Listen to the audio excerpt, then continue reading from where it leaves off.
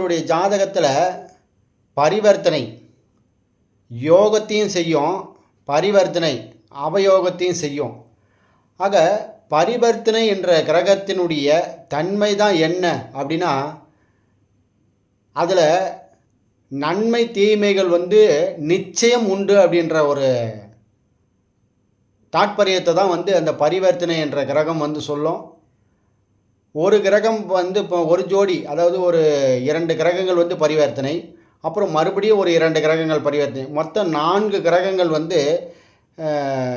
பரிவர்த்தனை என்ற தன்மையில் இருக்கும். அப்படிப்பட்ட ஒரு ஜாதகர் அல்லது ஜாதகி இருந்தால், அவருடைய ஜாதகத்தில் இருந்தால், எப்படிப்பட்ட சூழ்நிலைகளில் இருந்தாலும் அவர் அவருடைய வாழ்க்கையில் எல்லா விதத்திலும் தன்னிறைவை பெறுவார். அதில் எந்தவித டவுட்டுமே கிடையாது. 2 ஜோடி பரிவர்த்தனைகள் வாழ்வின் முன்னேற்றத்தை